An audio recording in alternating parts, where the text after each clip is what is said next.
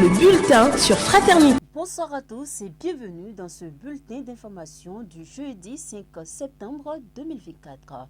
Au programme de ce 20h, nous parlerons de la patate douce désormais disponible sur les marchés au Bénin. Le prix reste abordable grâce à sa présence constante. Mais quelles sont les différentes variétés de patates douces et laquelle est la plus consommée? Vous aurez plus de détails dans ce bulletin. Nous aborderons également le métier d'art et de la sculpture. Malgré son importance, nombreux sont les jeunes qui ne se lancent pas dans ce domaine. Quelques sculpteurs nous parleront de la beauté et des valeurs de ce métier.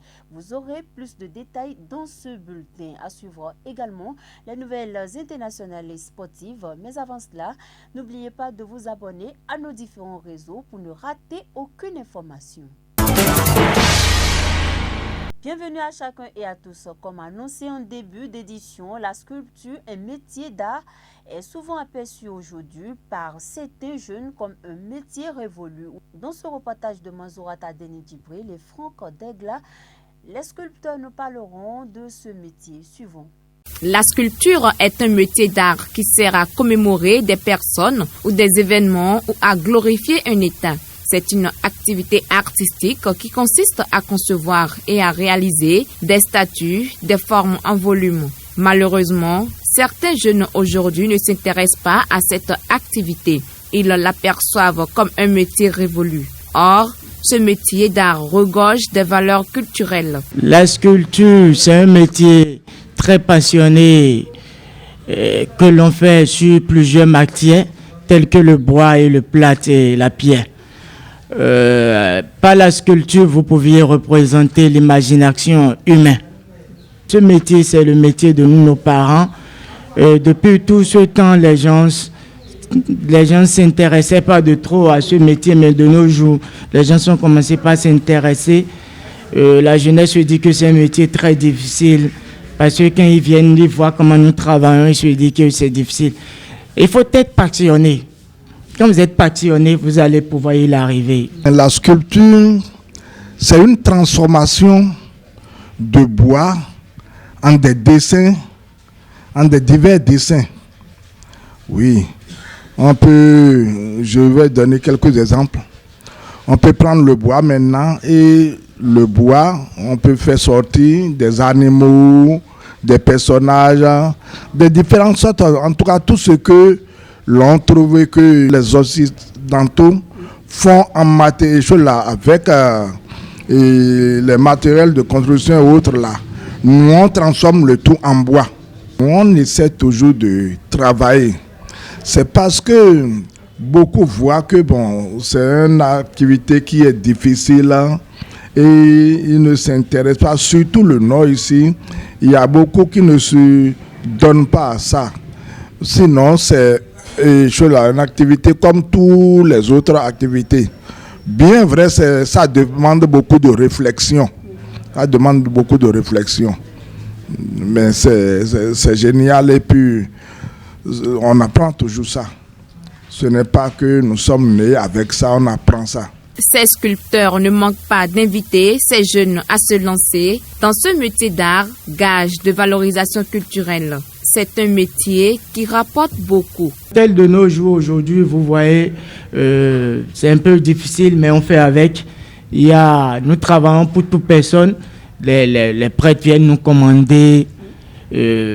Les clients, ceux qui sont passionnés de l'art, pour faire le décor de leur chambre, ils viennent nous commander. Les hôtelleries sont là pour nous commander. Donc nous travaillons pour tout le monde. La sculpture, nous travaillons pour tout le monde. Non, de nos jours, la sculpture n'est plus difficile comme avant parce que nous avions des matériels aujourd'hui qui nous permettent de faire la sculpture.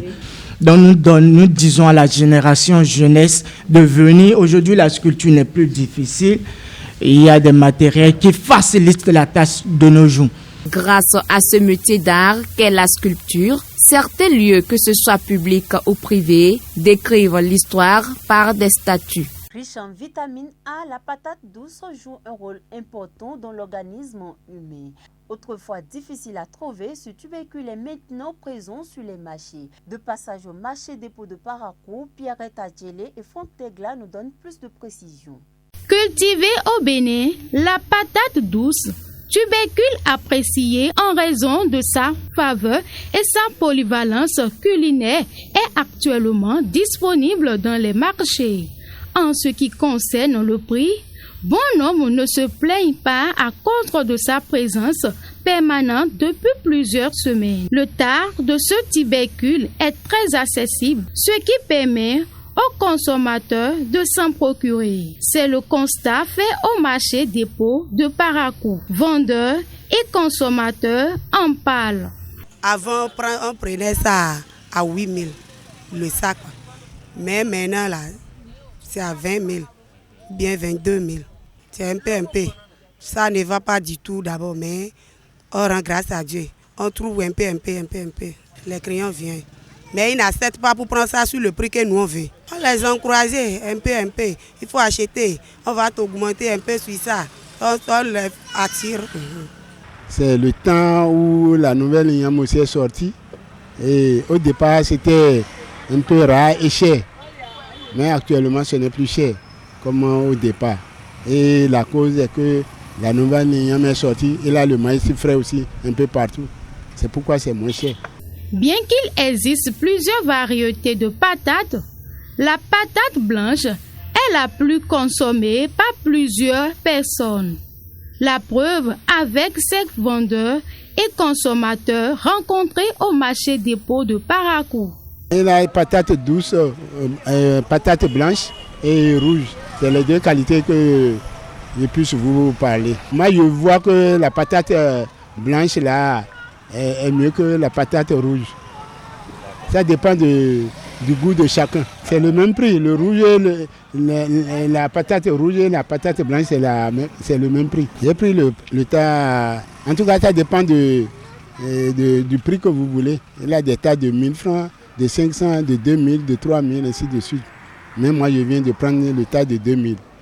Intéressons-nous à présent aux nouvelles internationales avec Olivia Limon.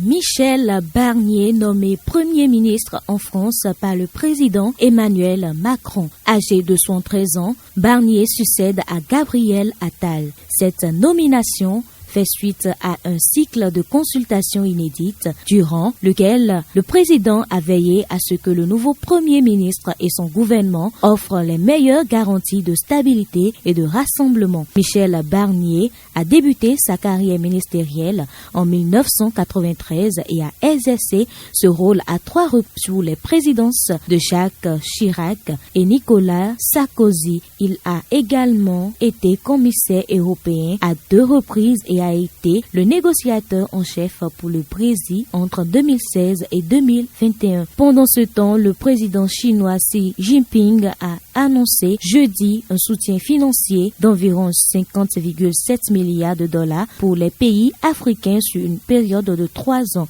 Cette annonce a été faite lors de l'ouverture du 9e forum sur la coopération sino-africaine. Cet investissement sera réparti sur 10 plans d'action couvrant divers domaines. La promotion des échanges culturels, la prospérité commerciale, la coopération dans les chaînes de valeur, la connectivité, le développement durable, la santé, l'agriculture, les moyens de subsistance ainsi que la sécurité commune. En plus de ce soutien financier, la Chine mettra en œuvre une stratégie de coopération dans le cadre de l'initiative de sécurité globale et s'engage à créer au moins 1 million d'emplois en Afrique. Le forum marquera également l'adoption de la déclaration et du plan d'action de Pékin ainsi que d'une feuille de route pour guider la coopération sino-africaine pour les 3 années à venir. Cette année, le forum de la coopération sino-africaine célèbre son 24e anniversaire.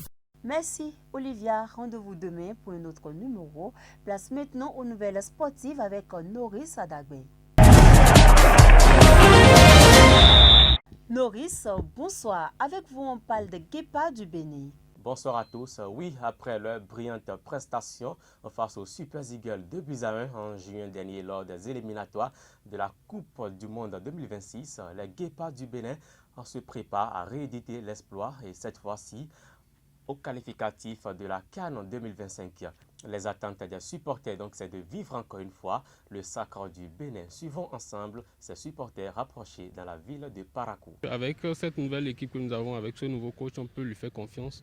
Et les poulains aussi, lors des derniers matchs, ils ont mouillé le maillot, donc on peut espérer positif. Et vous savez, en termes de football, même si Osimhen est là, même si Kong est là, c'est le Bénin après tout. Et c'est le collectif qui paye. Ce n'est pas une individualité qui fera la différence. Moi, je suis confiant. Mais ce que je souhaiterais aussi, c'est que si la possibilité de ramener Sebiou Soukou dans l'équipe, ce serait une très bonne opportunité. Parce que Sebiou Soukou, on voit qu'il nous manque aujourd'hui un milieu technique aussi, qui peut faire la différence à tout moment. Il faudrait que le Bénin d'abord les joueurs partent avec le mental de gagner. Il ne faudrait pas que nous nous fixons à vouloir défendre. On doit pouvoir attaquer et jouer sans relâche. Les anciens, ceux-là qui sont fatigués, ils sont en train de laisser un à un et ils se sont attaqués aux jeunes. Et c'est qu'avec ces jeunes-là, il y a de l'espoir. Ce que j'ai à dire à nos joueurs, c'est de se tenir, de ne pas se décourager et de se tenir bon jusqu'au bout. Et le Seigneur est à notre côté, il va nous accorder la victoire. C'est la fin de ce bulletin. Merci de l'avoir suivi. Rendez-vous demain pour un autre numéro. C'était le bulletin sur Fraternité.